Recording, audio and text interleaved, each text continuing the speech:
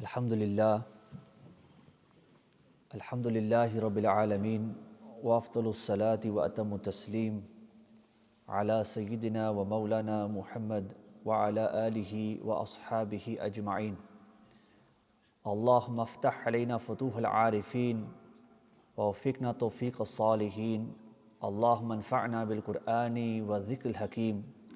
Allahumma la sahla illa ma ja'altahu sahla wa anta hayyu ya qayyum taj'alul hazna idha shi'ta sahlan sahla. Amma ba'du fa'a'udhu billahi minash shaitanir rajim.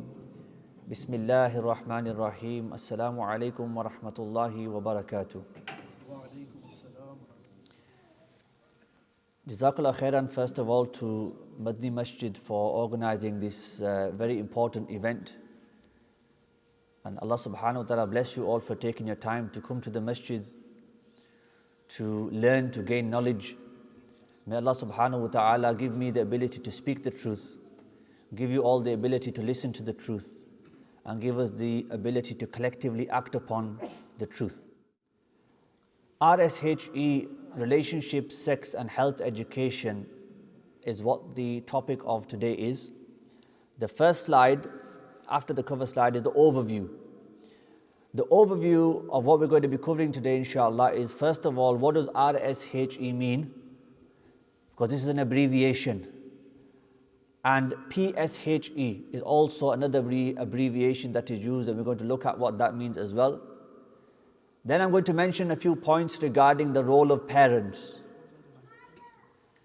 Then we're going to look at why is RSHE being taught? What's the reason for them teaching this topic and subject? And then we're going to look at what exactly is being taught at school.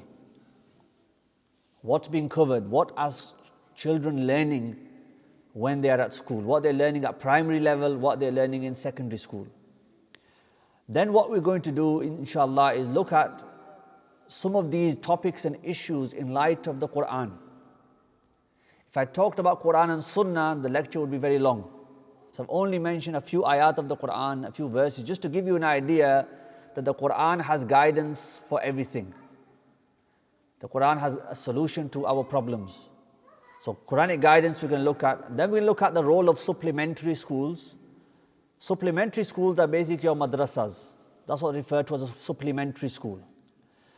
And the conclusion will be that because RSHE is being taught in schools, RSHE should also be taught in supplementary schools. That's the conclusion. So if anybody wants to go now and they have to get off, then see you later. That's the conclusion. What is it? Because it's being taught in school, we have to teach it in the madrasa. They teach it from their own angle, we have to teach it from the Islamic angle. It's as simple as that. Then inshallah we'll be looking at some recommendations, what we need to do on a practical level moving forward. So this event isn't an isolated event. I've had discussion with the team at Madni Masjid, and inshallah there's going to be further courses, workshops to equip you with the knowledge that you need, opportunity for you to ask questions and get your questions answered, and give you the knowledge you need to be able to bring your children up according to the Quran and Sunnah. So this is not the end, this is the beginning, inshallah, of a lot of work that needs to be done. The next slide talks about what RSHE is. So there is a legal requirement for schools in England to teach relationships, sex and health education. And this is abbreviated as RSHE. So this is kind of fundamentally what they are saying is we need to teach children about relationships, we need to teach them about sex, and we need to teach them about health education. A lot of people think that the whole RSH thing is just about lesbians and homosexual people and it's all about LGBT. It's not about that only, it's part of it. But the way it's been positioned is, look, we're not only focusing on this, we're looking at mental health, physical health, all of these things. This is a holistic approach to the well-being of the children. The way it's packaged is in a particular way. So everything is going to be included inside that. So here, because it's a legal requirement for schools to teach this RSHE, you can't say to the schools, please don't teach this to my child, because they're legally obliged to. This is how the system is. This is how the system has been set up. Even if you don't want them to, they're still going to. This is how it works. So you can't say to them, please don't. They're legally obliged to do this. And later on we'll look at what you can withdraw your children from and what you can't withdraw your children from. So it's not a simple case of they're teaching RSHE and you say, I don't want my child to be part of this learning. You don't have the right to withdraw them from the learning entirely. You have some rights, and inshallah we will look at them and cover them. The next slide then looks at what PSHE is. PSHE is, many of you might be familiar with this from when we were at school. This is the kind of thing we used to have. We'd have a lesson about personal, social, health and economic education. But at that time, there was nothing about the LGBT and relationships and all of this kind of thing. This has been introduced more recently. So the PSHE is the curriculum that schools have, and RSHE is under the umbrella of the PSHE. And sometimes you think they use this terminology that they confuse the hell out of people, and then they think, John Chutta from this. What is it even that they're talking about? The way these terms are being used. So this PSHE, all schools have it, and they want to teach the RSHE content through this personal, social, health and economic education. And it'll become clearer as we go along. Just one general point to mention, I want everybody to relax, because sometimes a topic like this, people get really tense and worked up, sitting there sweating away. There's no need. There are brothers ringing me saying, what are you going to be talking about? They're worried about what I'm going to say. And my response is, you're worried about what an Islamic teacher is going to say in an Islamic environment in light of Quran and Sunnah, but you're not worried about what a non-Islamic teacher is going to say in a non-Islamic environment in school. Pareshan kiya hone pe? What I'm going to talk about is from Quran and Sunnah. One of our problems is we hide away from certain words. We hide away from certain terminology because we just think toba ek gal karna bhi haram hai. And that's a mistake on our part, because these words are in the Quran. Allah subhanahu wa ta'ala is teaching us about these things, what's right and what's wrong. So you can't run away from these things. You have to run towards them and deal with them. So this is what we refer to as being PSHE. The next slide. What we're going to look at now is, why are they teaching this topic, this RSHE topic? Why can't they just teach English, maths, science, geography, history, and just leave this out? Don't go there. Just teach them what we send them to school for, which is the key core subjects and topics. What the Department of Education, this is the government organization, Department of Education, they have published statutory guidance. The document is available online. You can search statutory guidance on RSHE. It will come up. It's about a 50-page document, which I've read the entire document in order to put this little guldasta together for you in terms of the information. So now, why are they teaching this? They're saying today's children and young people are growing up in an increasingly complex world and living their lives seamlessly online and offline. So they're saying that we recognize, as a Department of Education for the government, we recognize that the way people live life has changed. And then they're saying that this change presents positive and exciting opportunities, but also presents many challenges and risks. And that is a very valid point. We're not going to say every single thing that the government is saying we're going to refute. No, that is a good point. Things are different from how when we were younger. I'm 36. So when I was younger, things were different. Now things are different. And we have to adapt to the situation and circumstances we find ourselves in. We can't just close our eyes and pretend it's not there. So there has to be a recognition that the way people live life is changed, the way children are living life is different. And this brings challenges and risks. And therefore they're saying we have to put together a package of learning in order to combat these challenges that we have. This is one of the reasons why. So they're saying that in the environment that the children are in, they need to know how to be safe from a physical, mental health point of view. They need to know how to be able to manage the academic lifestyle, the personal lifestyle, the social lifestyle. They need to be more well aware of this. So this is one of the reasons why they're saying they are teaching what they're teaching. The next slide then gives a bit more information. They're saying this is why we have made relationship education compulsory in all primary schools in England, and relationships and sex education compulsory in all secondary schools, as well as making health education compulsory in all state funding schools. So to put the both slides together, they're first saying that there are challenges, and then they're saying we've now put this curriculum together which you have to teach in order to deal with the challenges that are before us. This is the idea.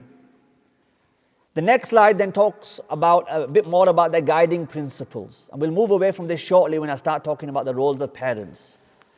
So the guiding principles, what they're saying, the Department of Education is saying that our guiding principles have been that all compulsory subject content must be age appropriate and developmentally appropriate. But what you got to understand is what we class as appropriate Islamically is not the same thing as non-Muslims class as appropriate Islamically, non-Islamically, outside of Islam. So my and your appropriate is different to a non-Muslim's appropriate. There's an issue of concern there. Then they're saying it must be taught sensitively and inclusively. Right? So we have to be sensitive, we have to be inclusive with respect to the backgrounds and the beliefs of the pupils and the parents. So for this particular point, the teachers need to have a very good understanding of what Islam teaches in order for them to be able to teach RSHE content in a way which is sensitive to people of an Islamic background. But we will be inclusive and we will do this and we will be sensitive and all of these things. This is just like a thing to say, to make it nicer and soften things up, to say that we're going to teach it in an inclusive way and we're going to be sensitive about these things. So they're saying with respect to people's backgrounds and beliefs, with the aim of providing pupils with the knowledge they need of the law. So what they're pushing it down to is, it's about the law. This is law now. You can't challenge this, you can't go to court about this. This is the law, and all we are doing is passing on what the government has told us to do from a law and legal point of view. The next slide, we talk about now the role of parents. I'm going to talk about the role of parents from the Quranic perspective, and then I'm going to talk about the role of parents in terms of what do schools and the government say the parents' role is. Allah subhanahu wa ta'ala tells us in the Quran in Surah At-Tahrim, بعد أعوذ بالله من الشيطان الرجيم يا أيها الذين آمنوا قوا أنفسكم وأهليكم نارا. Allah subhanahu wa ta'ala is saying to us, O you who have believed, protect yourselves and your families from a fire whose fuel is people and stones. So Allah subhanahu wa ta'ala sometimes in the Quran says, Ya ayyuhan nas, O people.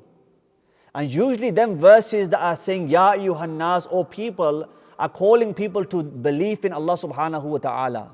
Because believing in Allah is obligatory on every human being. This is why Allah Almighty calls humanity to belief. But when you've accepted Islam, then there are rules within Islam, Sharia. So Allah subhanahu wa ta'ala is saying basically that when you've accepted Islam and you've accepted the Sharia of Islam, now believers, this is for you. O you who have believed, this rule now, the instruction is for the believers. What should you do? Protect yourselves and your families from a fire. In particular here, Allah subhanahu wa ta'ala is addressing men. The man is the head of the household Islamically.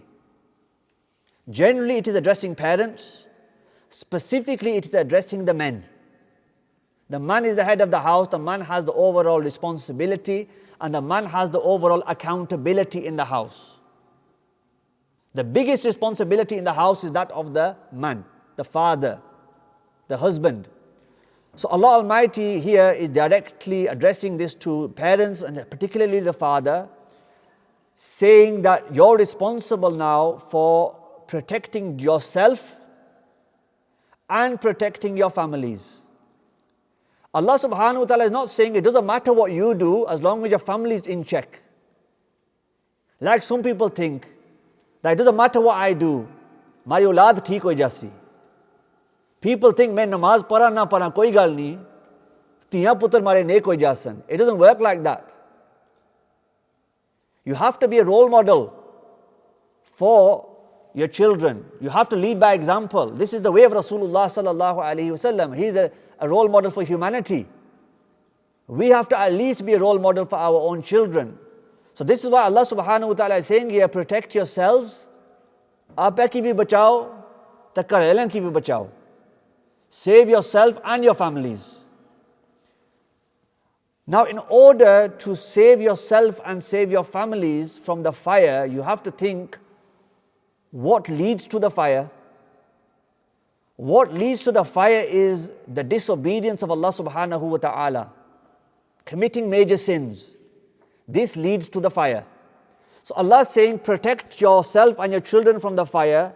We then think, okay, well, what leads to the fire? It's major sins and acts of disobedience. Then what do we need to do? We need to learn and know what disobedience is, and we need to learn what obedience is. The first step is knowledge. How can you protect your family and yourselves from the fire if you don't know what actions will lead to the fire? So the first thing is, you educate yourself and you educate your children. You have the knowledge and you give them the knowledge to be able to distinguish between right and wrong. When they're able to distinguish between right and wrong, they will do what is right, stay away from what is wrong, head towards paradise and avoid hellfire altogether. But if they don't know what's right and wrong, they're going to do anything and everything. And chances are then they're going to do those things that take them to the hellfire. So the most important thing here is the role of the parents, in particular the role of the father. And we have a cultural issue where Pakistanis especially, they think that the role of the man is paise kamao te roti khao. That's it. Do kam zindagi vich. Paise kamai jao te rotiyan khai jao. No. Allah subhanahu wa ta'ala is not saying that that's the man's job, the baki biwi ne zimma hai. Sare usne sara par. Everything hers. You have, you're not at work all 24 hours a day, 7 days a week. And I'll tell you something here, a lot of people who contact me saying that we have homosexual feelings and we are in a homosexual relationship. And when I ask them, what was your upbringing like? Because Allah Almighty hasn't created them like this. The environment has made them develop these desires. And when I ask them what the relationship was like with their father, they say, father was never around. It was always my mom and my sisters. So why is it a boy who's got homosexual feelings is only being brought up by his mother and his sisters around him? Father's nowhere to be seen.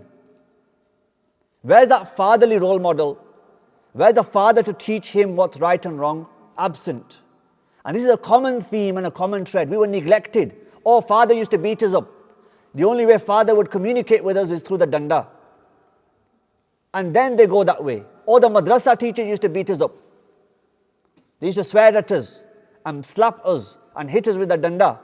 And then we hated coming to the masjid and we hated Islam, and then we found happiness elsewhere in these things. So the role of parents is very, very important. The parents, and especially the father. And the other thing I will mention on this point is that people seem to think that parents are not teachers. If you're not teachers, then what are you? You don't need a professional qualification in teaching to be a teacher. Everything you do, you're teaching. Everything your children see, they are learning. So from the very beginning, you are teaching. When you're eating with your right hand, you are teaching your children that that's how you eat. Whole teacher kiye jao na hai. This is what a teacher is. So people seem to think, oh, the teachers in the madrasa, the teachers at school, I'm a parent, I'm not a teacher. A parent is a teacher. Rasulullah sallallahu alaihi wasallam has said that I've been sent as a teacher, which means Rasul is a teacher, Nabi is a teacher, Alim-e-Deen is a teacher, father is a teacher, elder brother is a teacher. Everyone is a teacher, because everything you're doing, other people are looking, observing and learning and copying. So parents are 100% teachers, and they're the most important teachers. Because in madrasa we could tell them, Putter, give salam when you go home. They go home and give salam, mummy says hi. फिर तो आखो उस्ताद नहीं पढ़ाने पे, उस्ताद नहीं सिखाने. You know, when I used to run a madrasa in Keithley, and I used to interview the parents as well as the children.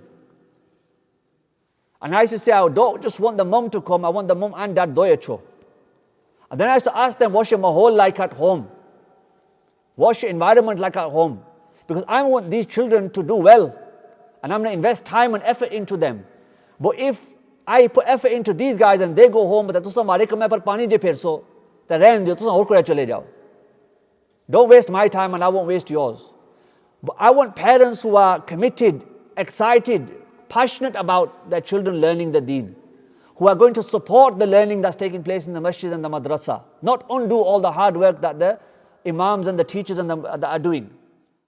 So we then go to the next slide and we look at what, again, the Department of Education says. They say that we are clear that parents and carers are the prime educators for children on many of these matters. Schools have said this to Department of Education, that we as schools recognize that parents and carers are the most important educators. They are the most important teachers of the children. Schools complement and reinforce this role and have told us that they see building on what pupils learn at home as an important part of delivering a good education. So what a school is saying? School is saying that we are here to top up and add to that learning that's taking place at home. The first question is there any proper learning taking place at home? Are the children being taught how to behave? Are the parents even behaving themselves? Ajkal we see children telling their parents to behave themselves because the parents are misbehaving. Children are telling their parents, Mom, Dad, this is wrong what you're doing. Because being a parent is easy. Being a parent is very easy. You don't need no training course. Being a good parent is difficult. There's a difference. Shadi karo, parent bani jao. It's easy. The difficulty is being a good parent. Mehnat karni pani hai.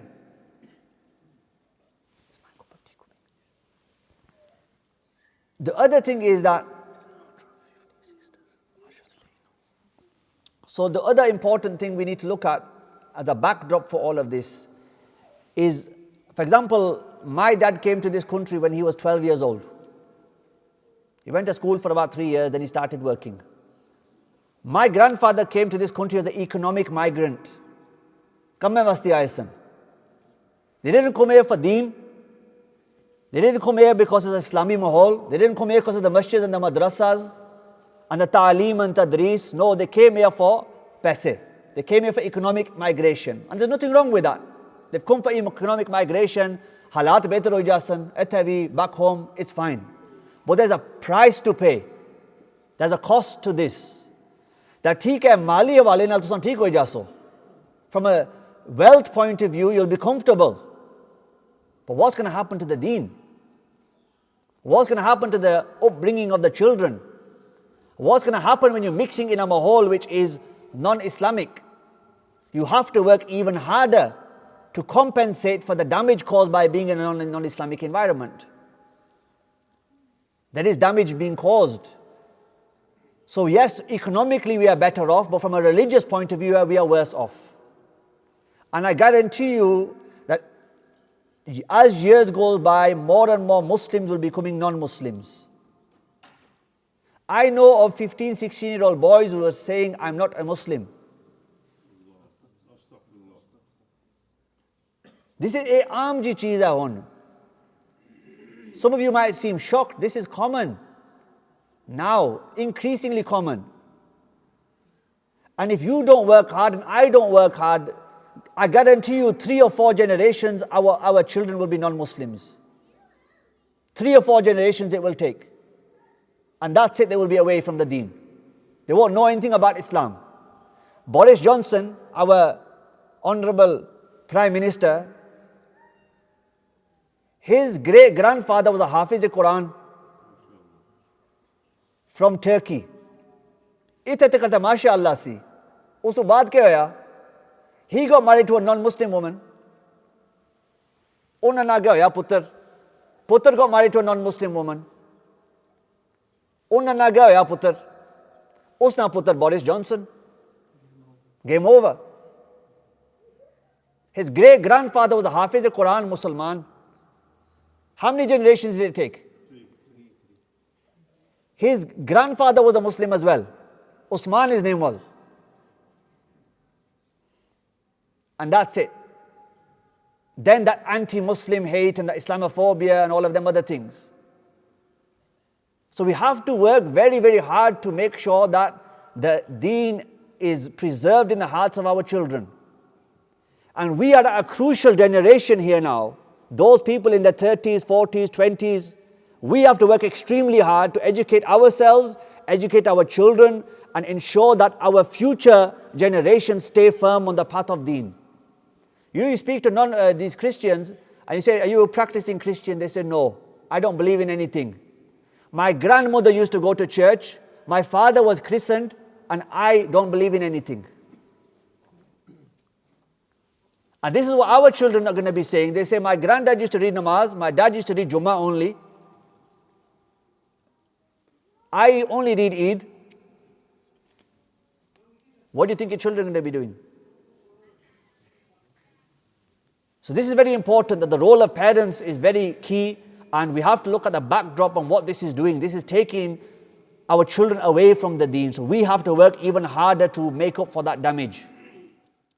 What are the options for parents then? One option for parents is homeschool learning only. What do we mean here? We mean that there are some parents who take their children out of school and they homeschool them. If you homeschool children, you do not have to follow the national curriculum. You don't have to teach them the RSHE. You don't have to teach and follow the national curriculum if you teach them at home, homeschooling. But practically, how many of you are going to be able to homeschool? You need knowledge, you need skill, you need time, you need to work as well at the same time. Plus the children have a different relationship with their parents. It's different. There are so many ulama who send their own children to other madrasas because they say, "Sade kol nahi padhne." They're too relaxed, or that kind of thing. So homeschooling is in theory an option, but in practicality is very, very difficult. The other option is that the children only go to school, and whatever they learn at school, they learn, and we don't teach them anything outside of school. Meaning that we hand the children over to the schools and say, "Tusa ina ki palo. Tusa ina ni parvarish karo." Right? Asa bari zimma hoyi gaya. That's another extreme. The balance is that the children be taught at home, children be taught in the madrasa, and the children be taught at school. This is the balance. My son doesn't go to the madrasa, I teach him at home. So he goes to school, and I teach him at home. These topics that we're going to be talking about today, I started teaching him 4 years ago when he was 4 years old. I looked at what he's being taught at school. Before school teach him that topic, I teach him the topic. So meaning his mind's got nothing in there, I have to get in first. If I get in first and put the right thing in his head first, like for example, you tell your child there's one God. They go to school, they learn about Christianity, they say there's 3 gods, but your child will say, but there's one. Because my mummy and daddy told me there is one God. But if mummy and daddy didn't say anything, because it's too early for them to learn, let them play. They go to school they say Jesus is God, Son of God, there are 3 gods. They come home, there are 3 gods. Because school got in there first with the wrong information. So the strategy for parents is that you have to get in there, you have to be proactive. You have to get in there with the right information at the right time before the wrong information comes in. So this takes proactiveness. So schools, you need to know what the school is teaching the children, when they're going to teach it, and the teachers have to give you this information, what's being taught and when. You need to then brief your children on that particular topic beforehand, so they go to school prepared for what's going to be discussed. This is how you mitigate the circumstance. No point telling them afterwards, "Oh, Putra, what they're telling you is wrong." It's like, yeah, but when they tell me 2 + 2 is 4, that's correct, so why isn't this correct as well? Because students respect their teachers, they know that the teachers are telling them right. But then they get confused thinking, "Mom, you're telling me that my teacher when he's teaching me maths is correct, but when he's teaching me RSHE it's wrong. I'm confused." So this is why the parents have to step up as teachers as well. We're going to come back to these options towards the end. The next slide, the right to withdraw. This is when we're talking about taking your children out. What does that mean? So the right to withdraw your children from a primary school point of view is that the first thing is primary schools are not legally obliged to teach sex education. But if they did teach that in school, parents have the right to remove their children from sex education in primary school. So head teachers will automatically grant a request to withdraw a pupil from any sex education delivered in primary schools other than as part of the science curriculum. So what does this mean? It means that everyone's in the class, everyone's going to be doing the learning, and everyone's going to learn, but if you don't want your child learning about sex education, then you need to write to your head teacher to say that I want to withdraw my child, and the head teacher cannot refuse this request legally. You can withdraw them. But if they teach them things relating to sex education in biology lesson or in science lesson, you can't take them out of that. Why? Because the national curriculum, according to them, is fard.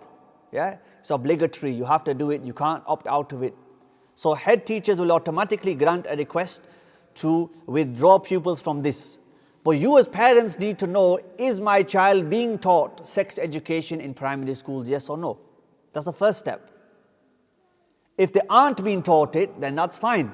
If they are being taught it, then you need to decide whether you want them to continue learning that at school or whether you want to withdraw them.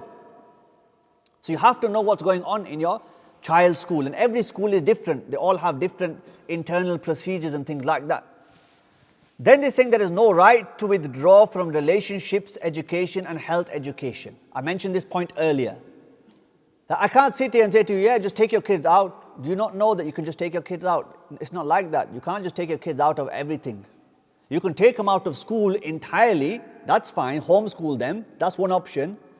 But you can't pick and choose what you take them out of unless you follow this guideline here. So there's no right to withdraw from the national curriculum. You can't withdraw them from the relationship education or the health education. And then they mentioned that there continues to be no right, so that's that point there, no right to withdraw from any part of the national curriculum. So this is primary. So in a nutshell, primary, if you want to withdraw your child from sex education in primary, you can. Anything else you can't. That's what's being said. So meaning they're going to go to school, they're going to learn what they are being taught. That's going to happen. Okay.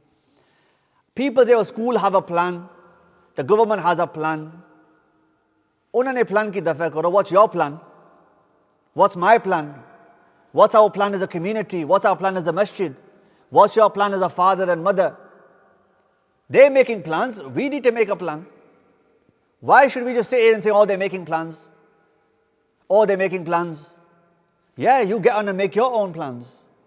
Be proactive, do something which mitigates the damage and the loss that is being incurred. So right to withdraw from secondary. So secondary is a bit different. Here they're saying parents have the right to request that their child be withdrawn from some or all of sex education delivered as part of the statutory RSHE, relationship and sex education. So what they're saying is that we have to teach them sex education in secondary school. We have to do this. And if you as a parent want to withdraw your child, you don't automatically have the right to withdraw them. You have a right to request. Meaning, so darkhast de sakne ho. You can put a request in to say, please can I withdraw my child from this? And then if they refuse that, then you'll be able to maybe take some legal action or something like that. But no one really does, because no one's really bothered, to be honest. A lot of parents are just like, they're learning what they're learning, what can we do? They just say, we put our hands up and we're not bothered. Which is, their children are the ones who are going to become atheists first, most likely. With that attitude and mindset, that's the way they're heading. Then the next point is there's no right to withdraw from relationship education or health education. So they have to have this education in school and you can't withdraw them from that. And then they also mention that for secondary, there continues to be no right to withdrawal from any part of the national curriculum. So this is what we talk about, right to withdrawal. So basically, you can't withdraw them from national curriculum, you can't withdraw them from the RSHE. In primary, you can withdraw them from sex education, but in secondary, you have to put a request in and ask for them to be withdrawn. One of the things that you could say to the schools is that, I will teach my child this at home. Or I have made alternative arrangements for this to be taught to my child. That will then mitigate the situation and go in the favor. Next slide. What is being taught in schools. Relationship education, first of all, primary school children are between 5 and 11. You have reception year 1 all the way up to and including year 6, so primary school. When I was younger, we had first school, middle school, upper school.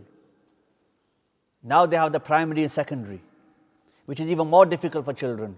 Why? Because at least first school into middle school, there wasn't that big of a jump. And middle school to upper school, there wasn't that big of a jump. But now you've got children who are like 16 in the same school as children who are 11. The year 7s are 11 years old, and the year 11s are like 16. And now that age between 11 and that 5 year, between 11 and 15, the putte kam that the 16-year-olds do, the 11-year-olds will see. At least before, when you had first, middle, upper, you had bache san. They were on the side a little bit. Later on, when they get a bit older, they're introduced to that. So this is how the system changes, and then you need to look at where the influences are coming from. This is why the children, some of them are becoming more messed up earlier because of what they're seeing and what they're being exposed to. Then you've got your whole social media, mobile phone, all of this. My son, he's 8 years old, and he said to me, "Dad, when can I have a mobile phone?" I said, "Putra, when you need one. Not when you want one." See the difference between want and need. You don't get a mobile when you want a mobile, you will get a mobile when you need one. And daddy will decide when you need one. Not that, "Oh, putra aksi mobile ki nahi diyo, to main asan theek hai putra, tu mobile chahiye kin. Khush ro." No. You have to have a responsibility. And when you do need one, I'll get you one of those £10 Nokias from Tesco. Put a SIM card in there. Because I said, "Why do you need a phone, putra?" He goes, "No, I don't need one right now, Dad, but I was just thinking I could text you and I could text my mom." That's fine. We'll give you a phone that you can send text messages from. You don't need internet on that. We'll put credit on there for you. You don't need YouTube. You don't need Instagram and Snapchat and all of these things, do you? So problem then is parents, they say, "Theek hai, jaan choro, have a phone, have an iPhone, have a Samsung Galaxy," and 11-year-olds exposed to kya na kya filth around the world, what's going on. We used to say to children, or we were told when we were younger, don't speak to strangers on the street. Now you've got children sitting in the same room as their parents talking to strangers. Roti khane pe, one person sat there, one person sat here, they're messaging someone in America. 11-year-old girls texting a 50-year-old man in America, in Brazil, in Italy. Right under your noses, you don't even know. Because of the devices you've given them that allows it to happen. So this is very important. So the relationship education, they're teaching them about friendships. In school, they're saying what friendships are, what a best friend is. If you don't know what a best friend is, look at Hazrat Abu Bakr Siddiq radiyallahu anhu. Best friend is jo, like our Siddiq Akbar radiyallahu anhu. Teach them about how Hazrat Abu Bakr Siddiq radiyallahu anhu was a best friend to Rasulullah sallallahu alaihi wasallam, and what made him the best friend, and how a best friend is, and how a best friend supports his friend. So friendships they talk about in school. They talk about family relationships. This is the important one, family relationships. So this is the point where they say that you can have a mummy and daddy, that's fine, or you can have two daddies, that's fine, or you can have two mummies, that's fine as well. And that's the way society is going now. You can't get away from that. But we just have to teach the children that Allah subhanahu wa ta'ala has created man and woman. Adam and Eve. They had children, and then humanity continued. And Allah's not made it possible for two men to get together and have babies. It's not possible for two women to get together and have babies. Physiologically, it can't happen. Even if someone doesn't believe in Quran and Sunnah, physiologically, it cannot happen. And we'll talk about some of these points further. But this is what we have to make our children realize what nature is. How Allah subhanahu wa ta'ala has created us. You don't need to talk about the details of how a child is produced. Just say man and woman. Whatever is age appropriate for them. So they talk about family relationships. And they say that, you can have two mums and children. But you know them children, they're not biologically the children of them two ladies. Are they? They belong to at least one of them two ladies maybe, or they've been adopted, or they've had a sperm donor, or they've had a surrogate mother and them kind of things. But koi na koi hera peri ho yet to get them children. Alanke, if you just look at fitrah and the way Allah subhanahu wa ta'ala has created us, no two women can have a child. No two men can have a child. Allah has not created us that way.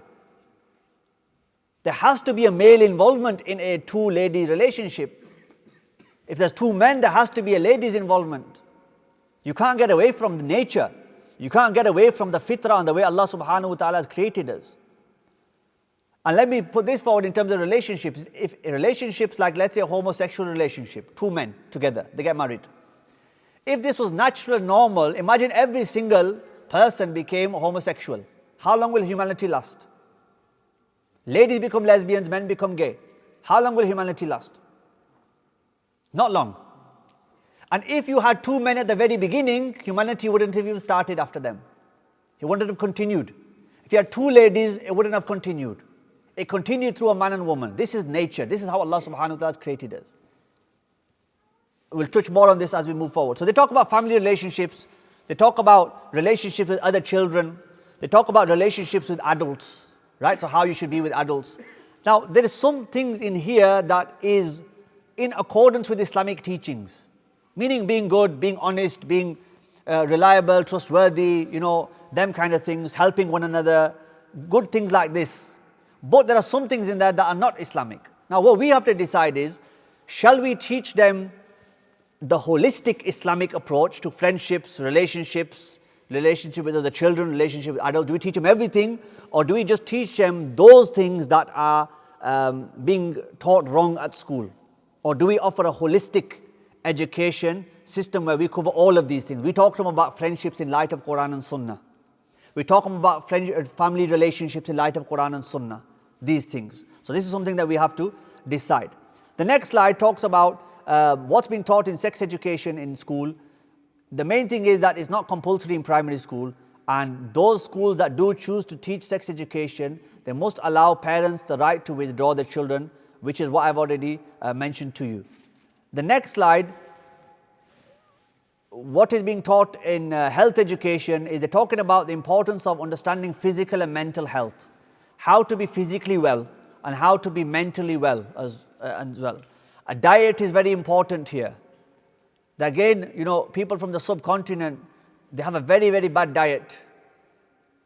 Yeah, ज़रूरत होनी है एक रोटी नहीं खाने तरह किया ये कल मत मरी जाए तो आज खाएगी ना रज्जी क्या है. People who consume more food than they need, then they end up having health issues.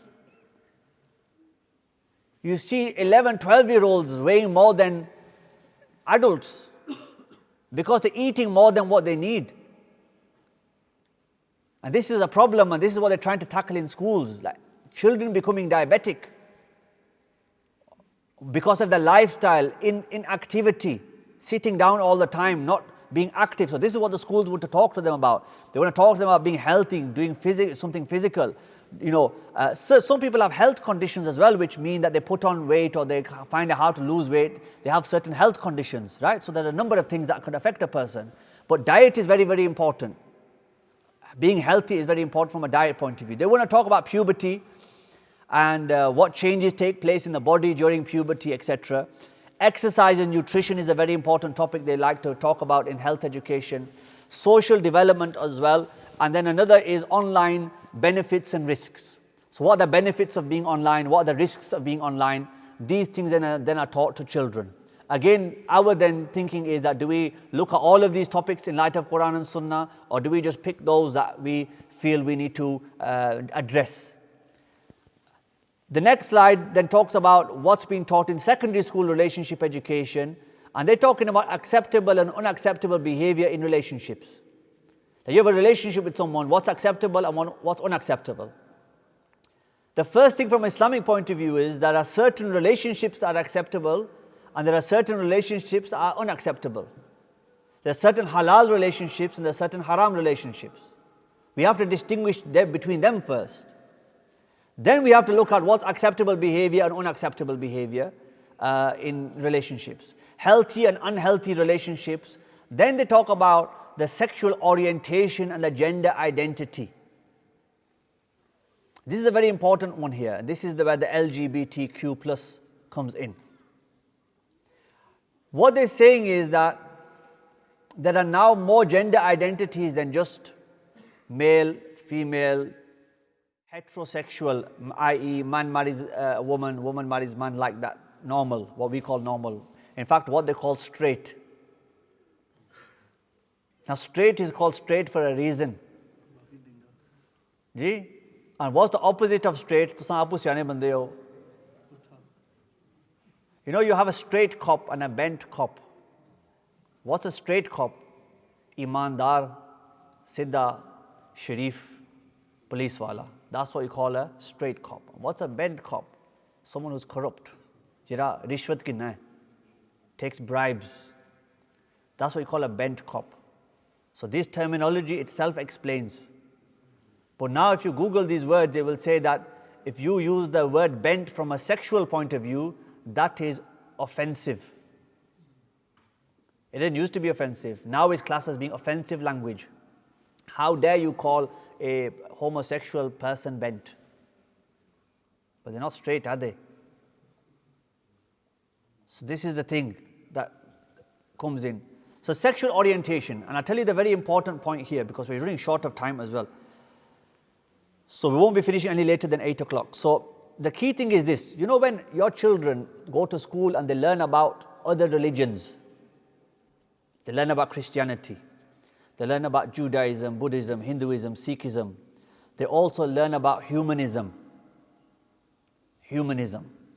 Now when you put all these religions together like Islam and all the other religions and you have one called humanism, it makes it look like the others are all inhuman. That the one that's human, that fits with human nature is this humanism. Now when your children go to school to learn about other religions and they talk about Christianity and all of them things, what do your children think or what do they know? I'm a Muslim. I follow Islam. A 3, 4, 5-year-old child knows that.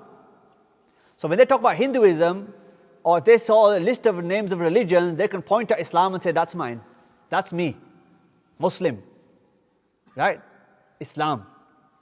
But when they're talking about gender identity in school and say, look, you have heterosexual, you have bisexual, you have transsexual, you have all of these other sexuals, our children will be like, well, which one am I? Because my mom and dad haven't told me which one I am. Our children don't know they're straight.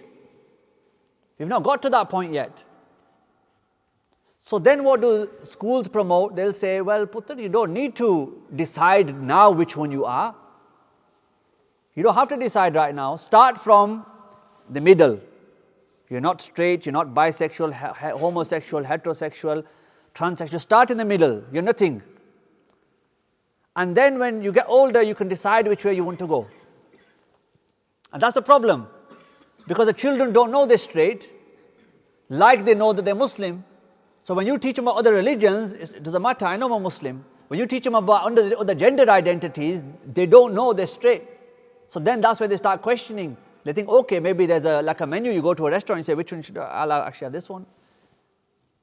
I'll choose this orientation for myself, and this is the one I will have, and this is the one I will go with. So this is what's been spoken about, gender identity, sexual orientation, and things like this. And then there are other things that they talk about as well, like marriage.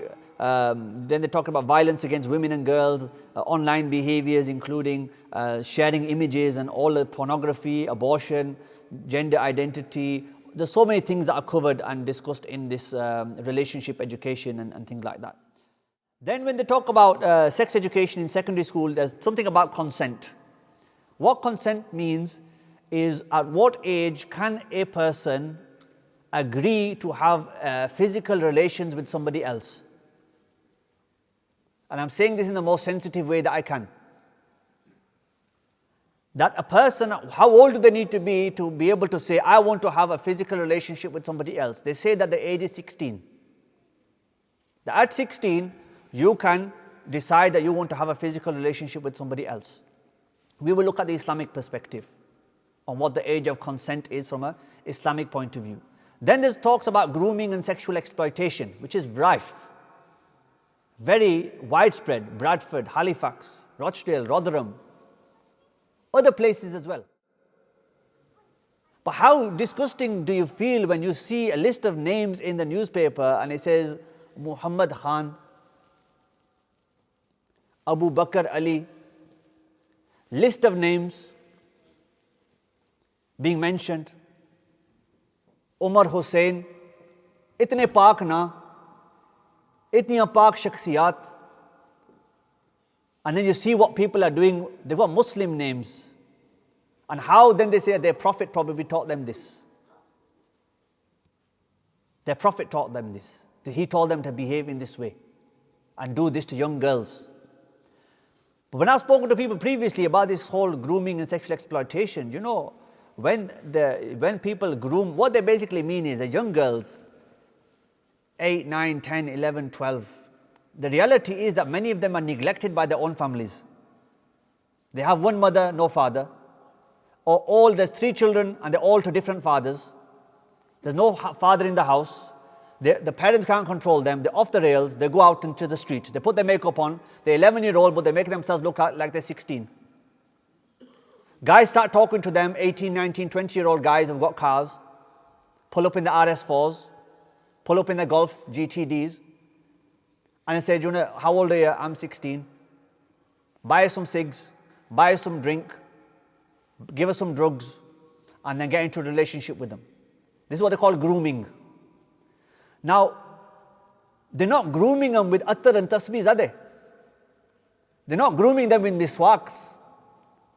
They're grooming them with non-Islamic things, the things that Islam says are haram anyway. But then this is what happens, and everybody has to take responsibility for what they are doing.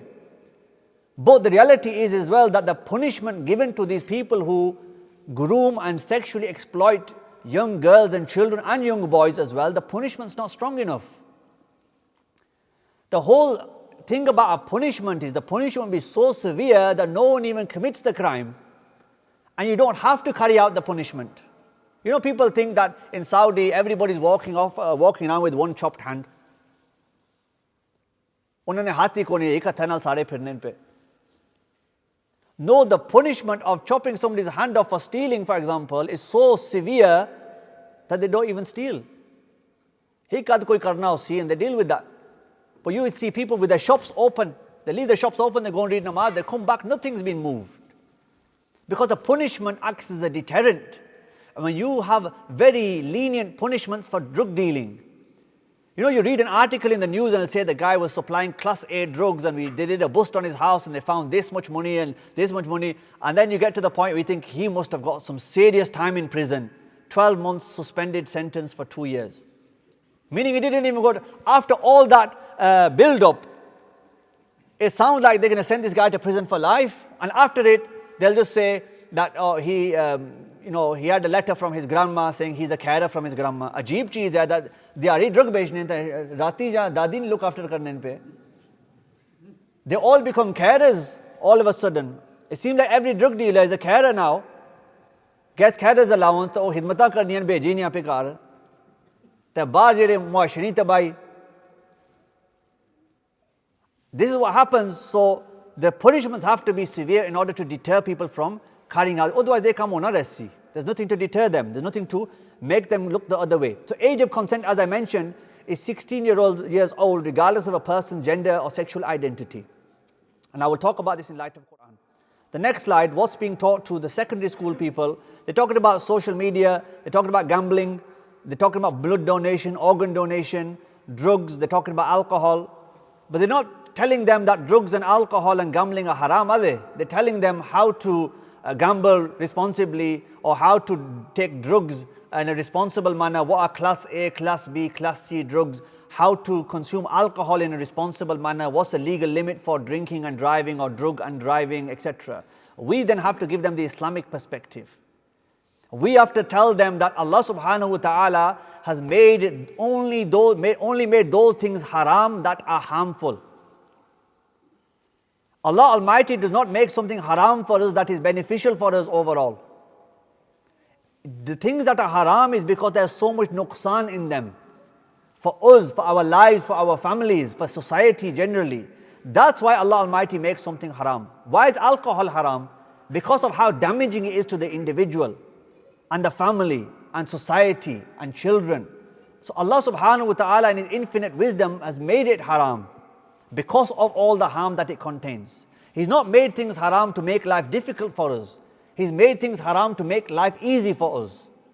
If we follow the guidelines that Allah subhanahu wa ta'ala has given and sent. So, within next slide we go on to Quranic guidance. Again, time is short and I'm going to go through these as quick as I can. First of all, we look at the Quranic guidance. You got an idea of what's being taught in the schools. What does the Quran say? First of all, Allah subhanahu wa ta'ala says to us, this is in the reference is slightly wrong there. It should have said Surah Al-Baqarah. There's one error on my part. But it is, that is the book about which there is no doubt, a guidance for those conscious of Allah. So, ذَلِكَ الْكِتَابُ لَا رَيْبَ فِيهِ هُدًى لِلْمُتَّقِينَ. It's Surah Al-Baqarah, Surah number 2, verse number 2. So Allah Almighty is saying, mankind needs guiding. The Quran is a book of guidance. Asan Quran padhne a. Asan bachan ki pehne a Quran sikhne wasti. Par o sikhne Arabi vich. Asan padhya Quran Arabi vich. We know how to read the Quran, but Allah is saying Quran sirf padhne wasti nahi, it's guidance. Quran ki samjho. Quran ye talimat jiran unna par amal karo. That's what the Quran is for. The Quran isn't just for reading when somebody dies. Oh ji fulana banda bimar hai ji, corona ho gaya, uski Surah Yasin paro. Mari gaya, chalo Quran pari chhodne. Khatam pari ke the bakshish chhod san bas. That's not what the Quran is only for. The Quran is a guidance. So we have to open the Quran and look at what guidance Allah subhanahu wa ta'ala has given us. The next slide. Quran and homosexuality. Quran talks about homosexuality. Allah subhanahu wa ta'ala tells us in Surah Al-Mu'minun. Allah Almighty is talking about the believers, who the believers are, and says, and they, meaning the believers, are those people who guard their private parts. That the believers are those people, men and women, वो अपने शर्मगाहों की हिफाजत करते हैं. They protect their private parts. Meaning they protect their private parts from everything and everyone, illa li azwajihim, except from their wives. All those who their right hand possess, and I haven't got time to talk about what that means about who their right hand possess. But to keep it simple, Allah subhanahu wa ta'ala is saying that ईमान वाले वो हैं जो अपने शर्मगाहों की हिफाजत करते हैं मगर अपनी बीवियों से. That the man will only approach his wife in a physical manner, not anybody other than his wife.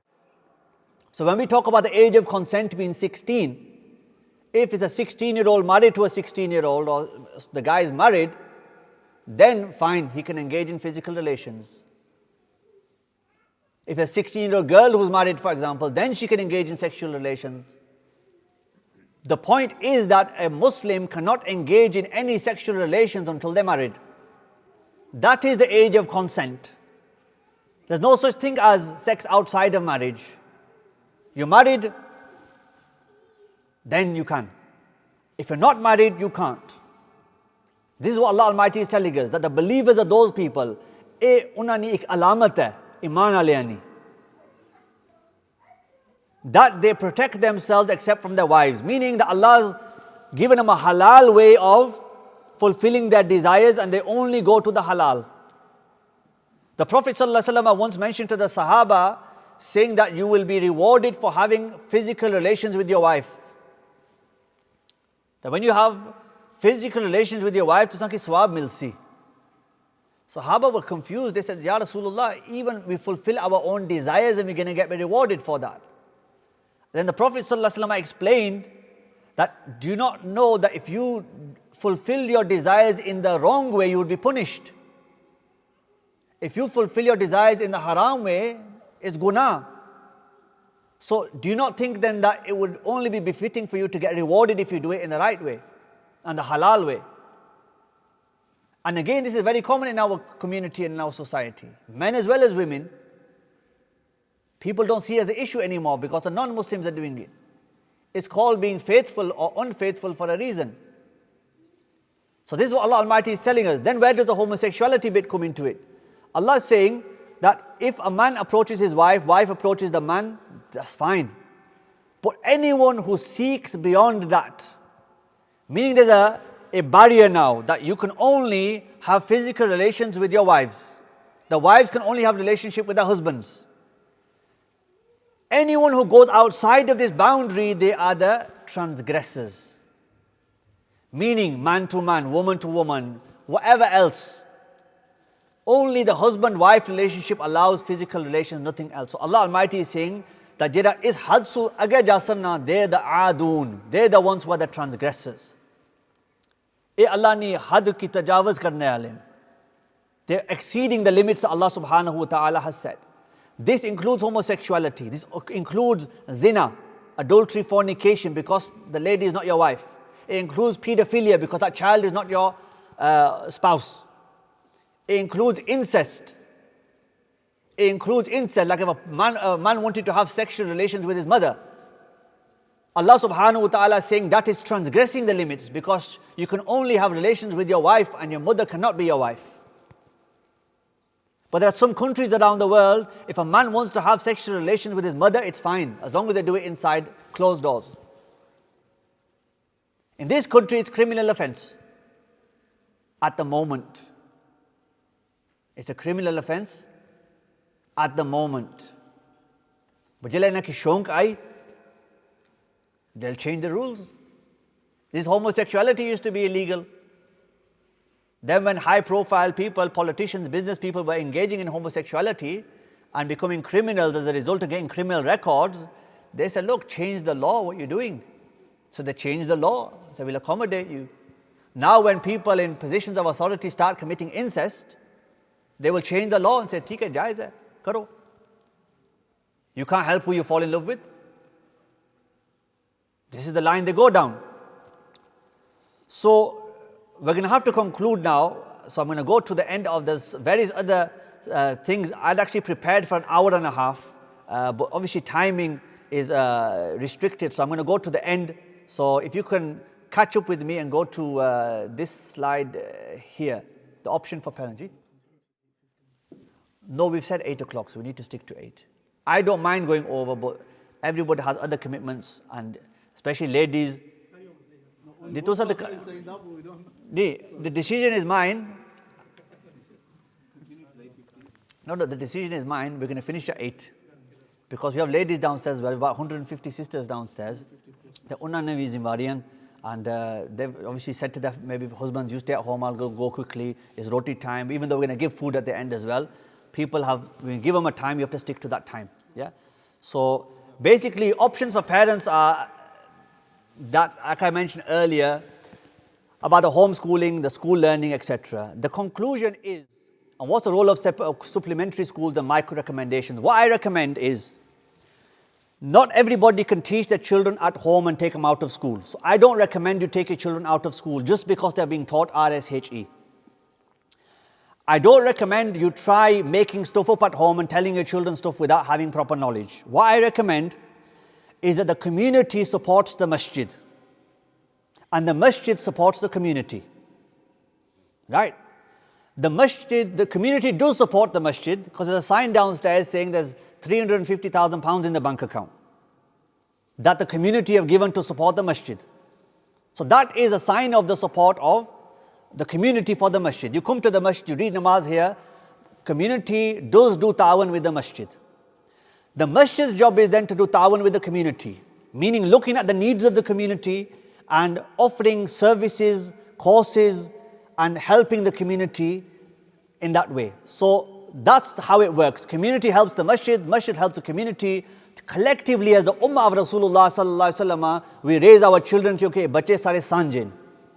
They are my children, they are your children, they are children from the ummah of Rasulullah sallallahu alaihi wasallam. This event is a sign of the masjid serving the community.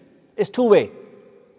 that the community do their bit, the masjid do their bit. What are the next steps then? Is I inshallah will be working with the imams of the masjid, and we will be devising some learning material. We will have a course for parents where we have a structured course and we go through certain topics, certain times, etc. for brothers, for sisters, and we will teach all of those things that are covered in RSHE, but from the Islamic perspective. So that the parents then have the knowledge from what they are learning, they have notes, they have written material, and they have this information they're learning so that they can then teach their children at home, so that the children know what's going on before they go to school and start learning at school. And on top of that, the madrasa will also implement certain things and mention certain topics where they are teaching as well. So schools are doing their teaching, they're not going to stop. We need to start. And those who started need to continue. So that's basically my recommendation to conclude the talk, is that this is not the end. The masjid has work to do, the imams of the masjid have work to do, you as a community have work to do, and we need to basically engage in more learning. We need to learn, we need to equip ourselves with answers to questions. Children come home and ask questions. You need to have an answer for them. If you don't know the answer, you need to come to someone who has the answer. So they are my concluding remarks, that inshallah you will hear more from the masjid, from the madrasa. Those of you who have children here, you will be communicated to. Those people who want to know what the masjid is doing, keep up with their social media, Instagram and Facebook, etc. So inshallah, when the course is ready, that will be advertised. People will be encouraged to come, to learn, to join. And the only way we can deal with this is not by running away, not by just closing our eyes and hoping everything will be fine, by educating ourselves and our children about the right thing. May Allah subhanahu wa ta'ala accept my speaking, your listening, our gathering. Wa akhiru da'wahum alhamdulillahi rabbil alameen.